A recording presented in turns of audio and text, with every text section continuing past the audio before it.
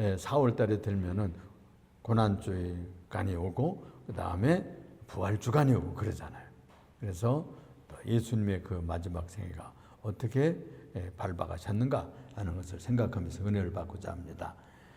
이 6월절 전에 그가 걸어가신 여정들이 어떻게 가셨는가 하는 것을 살피는 것은 우리가 신앙생활을 하는데 상당히 사인을 주고 방향을 제시합니다.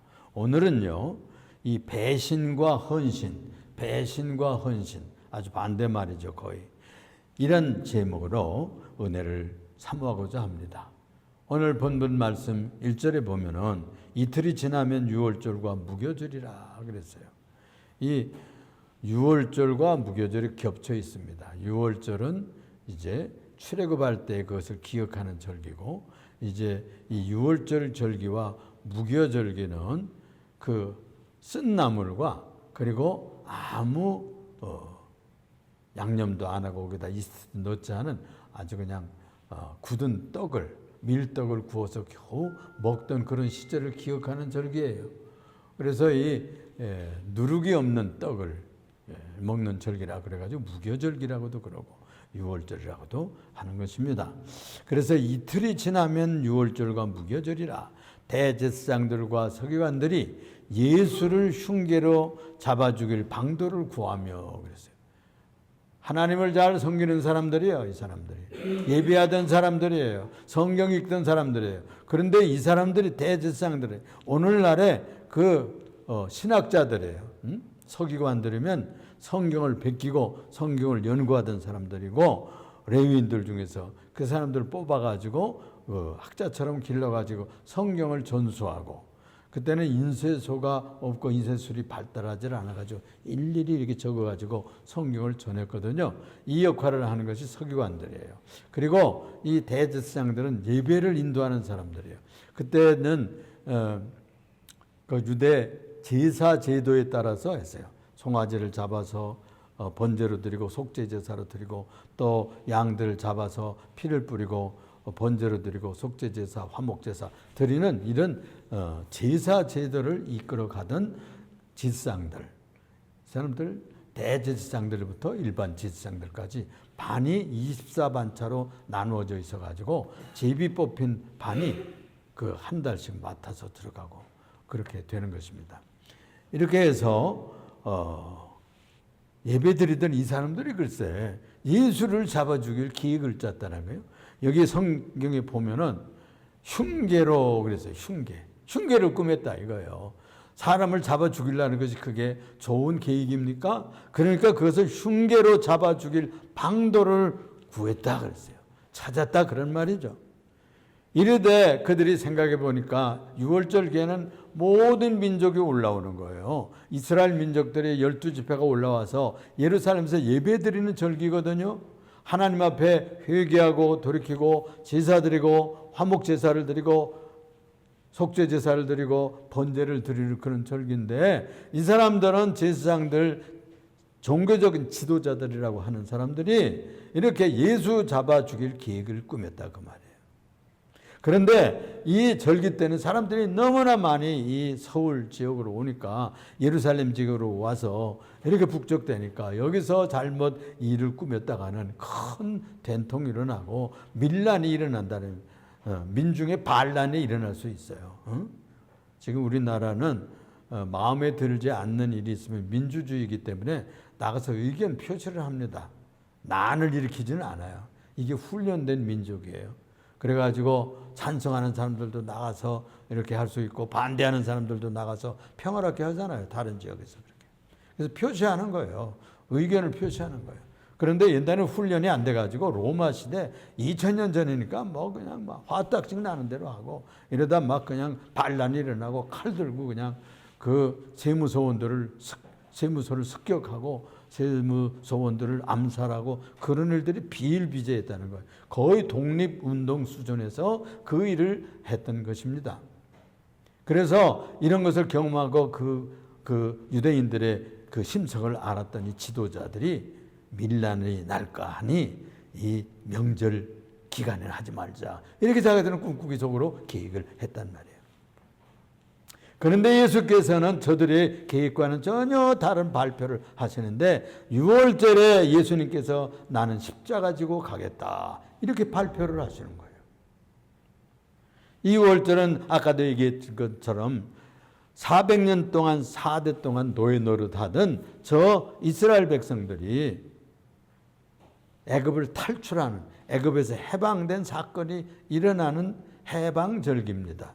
우리나라 광복절처럼 36년 동안 일제의 억압 속에 있다가 세계전쟁 2차 대전이 끝나면서 미국이 히로시마와 나가사키에 불의 원자폭탄을 던졌잖아요. 그래가지고 그들이 항복할 수밖에 없어요. 무조건 항복했어요. 그래가지고 우리가 해방이 된 것입니다. 그래서 우리들은 그날을 광복절이라고 그럽니다. 빛을 회복한 절기다. 빛이 다시 우리 민족에 비춰온 절기다. 그래서 광복절이라고 하는데 이 사람들은 6월절이라고 그래요. 왜 6월절이라고 그럴까요? 하나님께서 계시를 했는데 너희들 이 밤에는 하나님의 죽음의 천사가 내려와서 이집트의 애굽에 있는 큰아들들, 장자들은 내가 다 죽이겠다는 거예요. 종의 장자에서부터 황제, 왕 바로의 장자까지, 그리고 여종의 장자까지, 그리고 저 짐승의 장자 새끼들까지, 맏새끼까지 다 죽이겠다는 거예요. 그게 얼마나 무서운 밤입니까? 그런데 천사들이 내려와 가지고 이스라엘 백성들의 가정에 집에도 들어가는 실수를 할 텐데 실수하지 않기 위해서 너희들의 문인방과 대문구 설지에는 반드시 양 한 마리를 잡아가지고 피를 뿌려라 그랬어요. 그러면 천사가 내려오다가 그 집에 들어가서 장자를 치려고 그러다가 피를 보고서 양의 피를 보고 그냥 지나가겠다 이거예요. 넘어가겠다 이거예요. 패스 오버, 그냥 지나가 주겠다 그랬어요. 그걸 건너뛴다. 6월은 월담한다고 그러잖아요. 도둑들이 월담한다고. 그런 뜻의 한문 글자예요. 그래서 6월절은 그렇게 뛰어넘는다. 그런 뜻이에요. 그래서 그냥 지나간다. 피를 보고. 양의 피만 있으면 그 집에 뭐 도둑질하던 사람이 살든지 그 집에 무슨 뭐 간음하던 사람들이 살든지 착한 사람이 살든지 어떤 사람들은 피를 보고 그냥 지나가는 거예요. 양피만 있으면. 양피가 없으면 애굽 사람들에게 집에 다 들어가서 치는 겁니다. 이런 그냥 아주 저주의 밤, 심판의 밤이 이 출애굽에 하던 6월절입니다.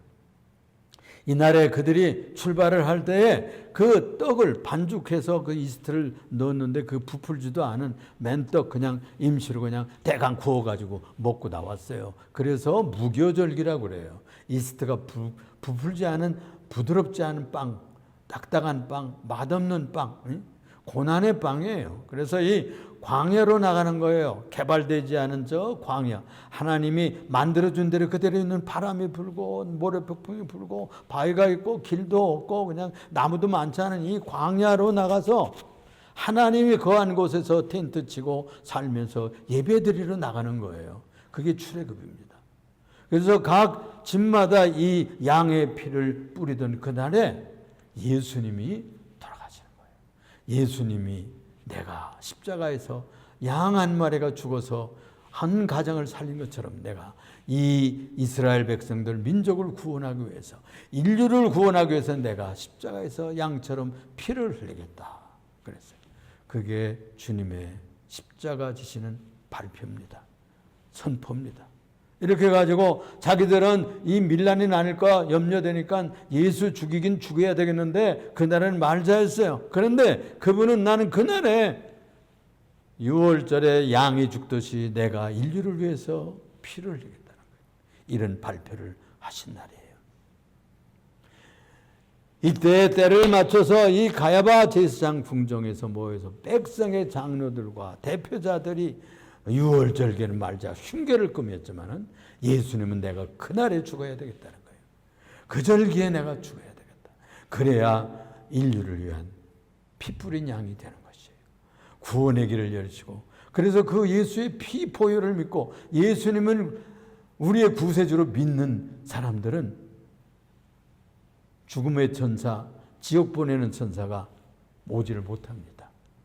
그리고 구원의 천사가 와서 그가 천국 갈 때 천국으로 데려가는 거예요.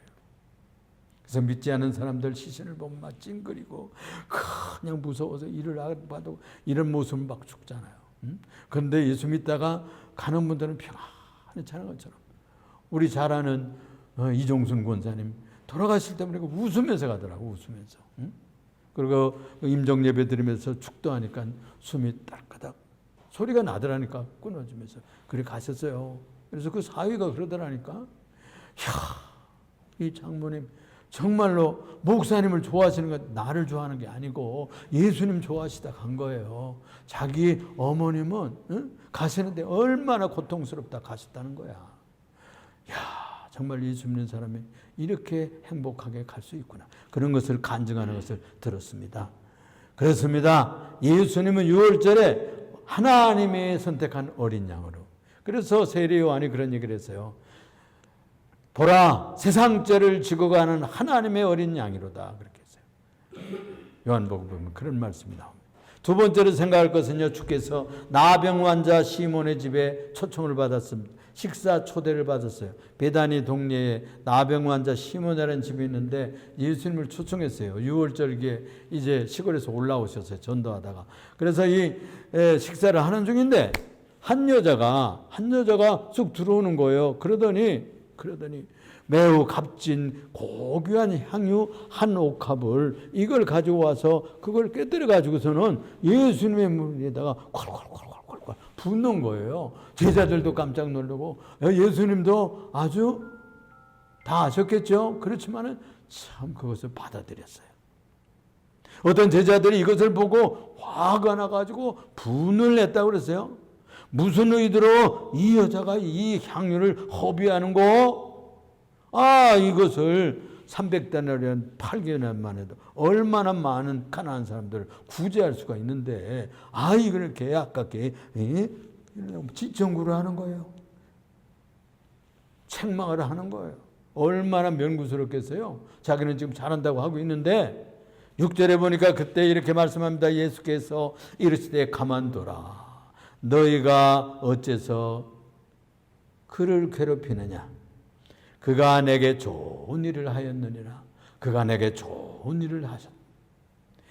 가난한 자들은 항상 너희와 함께 있으니 아무 때라도 원하는 대로 구제할 수 있거니와 나는 너희와 항상 있지를 않다.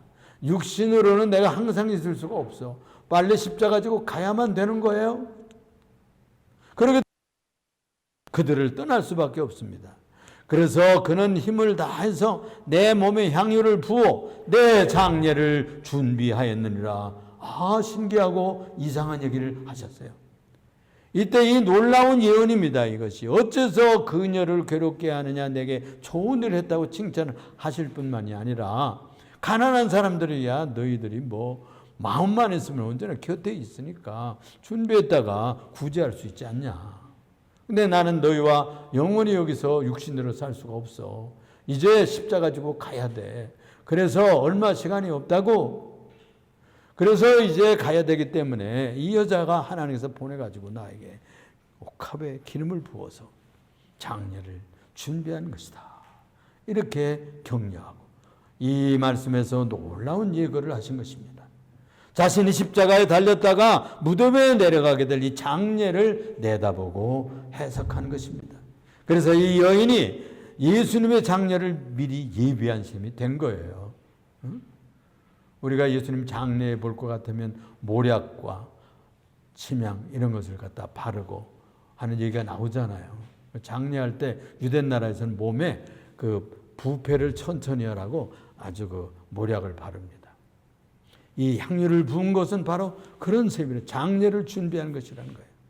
또다시 이렇게 축복을 합니다. 내가 진실로 너에게 이르노니 온 천하에 어디서든지 복음이 전파되는 곳에서는 이 여자가 행한 일도 말하여 그를 기억하리라 그랬어요.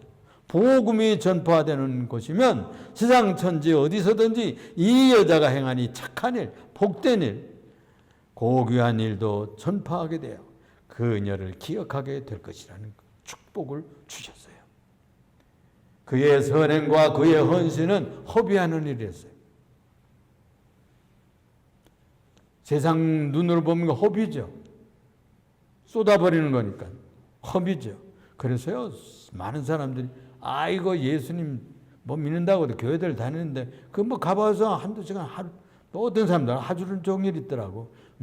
2시간 그죠? 뭐 길어야 이렇게 하고 가는데 허비하는 것이라고 비난하는 사람들이 있는 거예요. 거기 가서 또 뭐 돈도 낸다며 헌금도 한다며 이러면서 비난하고 그래요. 고귀한 일, 거룩한 일, 하나님 배우러 나오는 예배하는 행위가 얼마나 귀한 일입니까? 존귀한 일입니까? 주님이 제일 기뻐하는 일입니다. 그래서 이 주의 몸된 교회와 주의 복음을 위해서 드려진 일들은 하늘이 기억합니다. 예수님이 기억하고 그 의미를 깊이 기록해 놓게 되는 것입니다. 세상도 듣고 소문을 내게 되고 온 땅에서 박수치는 날이 오게 될 줄로 믿습니다, 여러분. 그래서 이 헌신이라는 말은 나를 깨뜨리는 일이에요. 나를 쏟아 붓는 일이에요. 나 자신은 손해보는 일 같은 거예요. 나란 자아를 깨어 부술 때에 내 속에서 양심과 정성이 흘러나오는 것이죠. 내 혼과 마음이 쏟아져 나와서 내 것을 허비하는 삶을 살 때 이것이 헌신이에요. 그래서 시간을 드리고 정성을 드리고 기도를 드리고 거룩한 나의 심정과 모든 헌금도 드리고 내 인생들을 바치고 하는 것을 헌신이라고 합니다. 그래서 온 방에 그 향기가 가득했던 것처럼 예수님의 온머리에 어깨까지 흘러내리고 그 향기가 온 방에 가득 차지 않았겠습니까? 예수님의 예고와 축복대로 그래서 이 복음이 전파되는 곳마다 이 마가복음서 그리고 요한복음도 기록되어 있고 누가복음도 기록되어 있고 기록되는 이 이야기는 어디나 전파되고 있는 것입니다. 그 이름은 한 여인이라고 되어 있지만 그때 찾아왔던 그 여인은 다 기억하는 복음의 향기가 된 것입니다.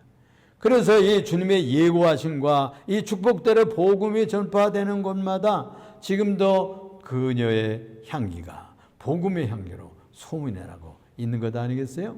그래서요, 우리가 이 세상에서 예수님 위해서 드리는 정성, 예수님 위해서 드리는 시간, 예수님 위해서 드리는 헌금, 여러분들의 마음, 눈물 한 방울 주님께서 다 하늘에서 기억하시고 다윗의 시편에 볼 것 같으면 내 눈물을 주의 병에 담으소서 이런 구절이 있어요. 우리들이 기도하면서 눈물 한 방울을 흘렸었더라도 땀 한 방울을 흘렸더라도 그것이 담겨진다 이거예요. 천국에 기억된다는 거예요. 선행이 기억됩니다. 충성이 기억되고 헌신이 기억되고 우리 예림교회 성도들은 이렇게 때마다 기회마다 정성스러운 헌신을 통해 가지고 주님의 행위책에 기록되어서 기념되기를 축원합니다. 세 번째는요, 배신자의 가룟 유다는 예수 넘겨줄 기회를 찾고 있었어요.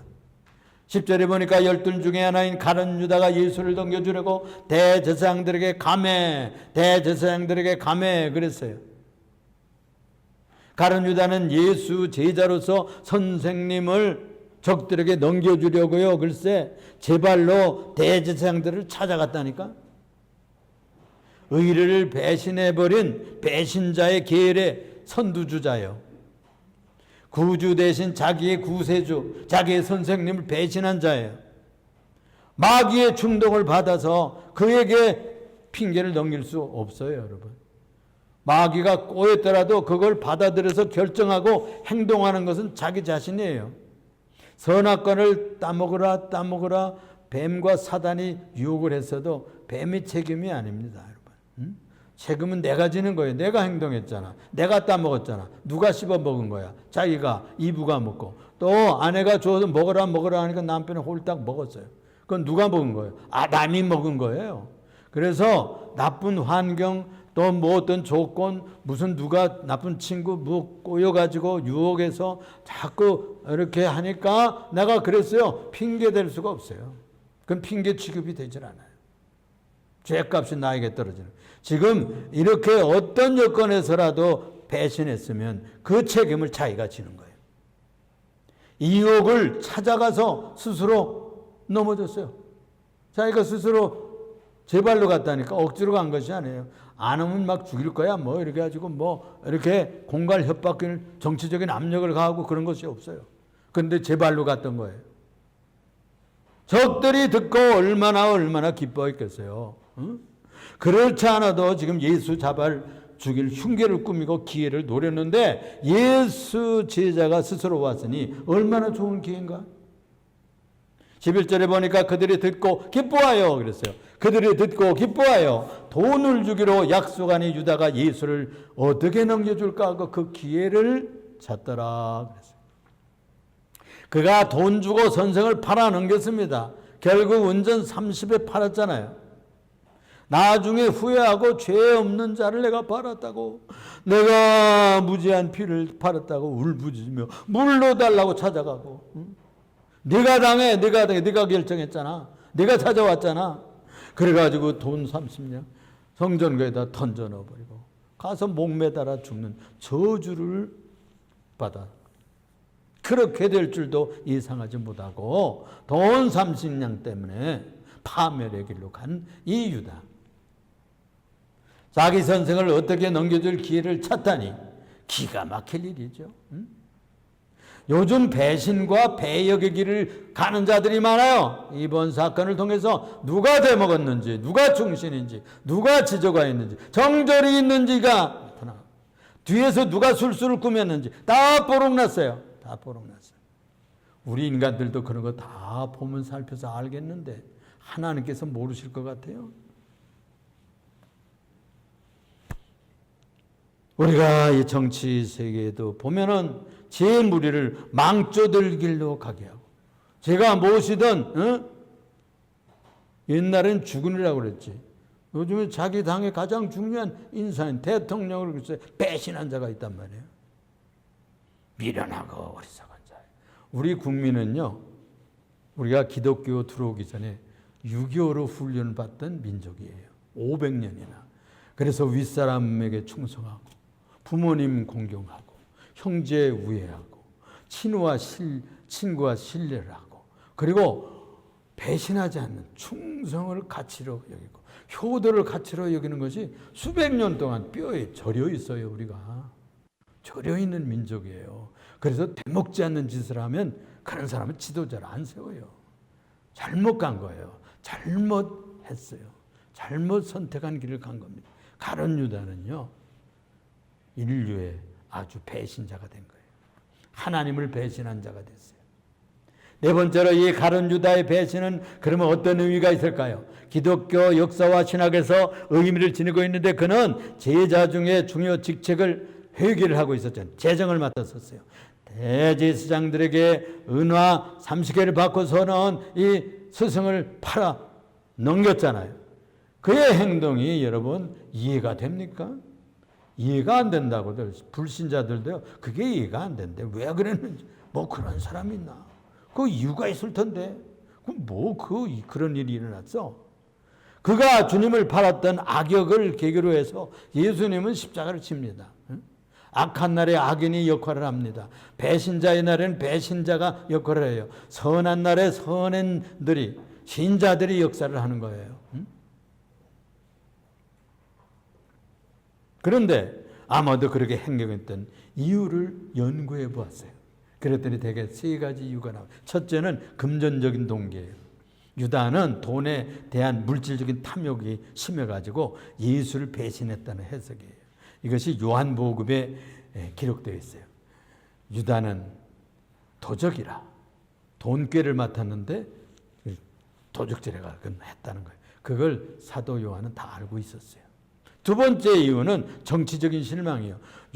이 가룟 유다는 예수님이 로마에 대한 저항운동을 앞장서는 정치적인 메시아, 정치적인 대목군, 앞에서 반란을 일으키는 메시아가 되어주기를 바랐는데 예수님은 사람들의 구원과 영적인 구원과 영생하는 길만 자꾸 얘기한다. 대모를 앞장서고 무력을 통해 가지고 독립운동을 이끌어가고 이걸 기대했는데 하나니까 배반심이 들어가지고 실망해서 배신을 때렸다는 거예요. 그런 해석을 하기도 합니다. 또 한 가지는 영적인 요인입니다. 성경은 이 사단이 유다의 마음에 예수를 팔 생각을 넣었다 이렇게 기록되어 있어요. 그는 그의 배신이 단순한 인간적인 동기에서 비롯된 것이 아니라 더 깊은 영적인 원인이 그의 심령의 인생에 개입해 들었다는 암시입니다. 인간 가론 유다의 배신은 자유의지와 악을 택할 것인가, 이 자유의지가 선을 택할 것인가 악을 택할 것인가 선택의 기로에서 악한 길을 택한 책임자라는 거예요. 그러므로 오늘날도 우리가 선한 길을 택하여 갈 수가 있습니다. 진리의 길을 택하여 가는 것입니다. 우리가 영생의 길을 택하여 가고 그 길을 믿고 나가야지 우리가 불안한 길, 불신의 길, 저주의 길, 죄 짓는 길, 지금 세상에서만 쾌락스럽고 돈 좀 벌고 편하고 공부 안 하면 지금 당장은 좋죠. 나중에는 성공하지 못하는 길로 떨어지게 되는 거예요. 운동 많이 안 하면 나중에 연약해요, 몸이. 그런 결과를 가져오듯이 우리가 이 땅에서 신앙생활을 안 해두면 영생의 길이 열리질 않아요. 예수 믿어야 나는 길이요 진리요 생명이니 나로 말미암지 않고는 아버지께로 올 자가 없다라고 했잖아요. 그렇습니다. 주기도에서도 그래서 우리들에게 그걸 가르치는 거예요. 악한 자를 만나지 말아야 돼, 여러분. 만나면 미혹받고요, 영향받아요. 암만 큰 느티나무도요, 바람 불면 흔들려요. 그래서 악에서 구하옵소서, 악에서 구해달라고 예수님이 가르쳐 준 거예요. 그래서 악한 자를 만나지 말고, 악한 악령을 만나지 말고, 귀신 만나지 말고, 이 더러운 어둠의 세력과 멀리 떨어져서 하나님의 성령의 보호 아래서 살아가는 여러분들 되시기를 축원합니다. 축원합니다. 여러분, 돈 때문에, 정치 때문에, 권력 때문에, 또는 마귀의 미혹 때문에 육신이 약해서 핑계대고 또 우리들의 잘못된 결심으로 말미암아 무너지지 않기를 바라요. 그래서 늘 경계하면서 망할 길을 선택하지 않도록 생명길을 선택해 나가는, 조금 손해보더라도, 조금 부족해 보이고 모자라고 조금 이 세상에 만족스럽지 않더라도 바른 길을, 지조 있는 길, 신앙의 길을 선택해 나가기를 결심하는 여러분들 되시기를 주님의 이름으로 부탁을 드립니다. 기도하겠습니다. 사랑이 많으시고 우리가 풍성하신 주님, 이제 예수님의 고난주일 앞두고 귀한 본문을 생각해 싸우니 이 말씀대로 우리가 진리를 따라 살도록 축복해 주시고 예수 때문에 유월절이 이루어졌고 완성되었고 구원의 보혈의 강수가 우리를 향해서 뿌려지고 흘러오고 우리의 생명 강수에 뿌려짐으로 우리의 영생의 길이 열렸나이다. 나는 길이요 진리요 생명이니 라고 했습니다. 나로 말미암지 않고는 아버지께로 올 자가 없다. 보라, 세상 죄를 지고 가는 하나님의 어린 양이로다. 세리 요한이 그렇게 선포했듯이 우리 구주 예수 그리스도만이 그의 보혈을 통해서 그를 믿는 자만 영생의 길로 들어가게 산다는 이 귀한 진리를 믿게 하여 주시고 실천하는 성도들이 다 되게 하여 주옵소서. 예수님 이름으로 기도합니다. 아멘.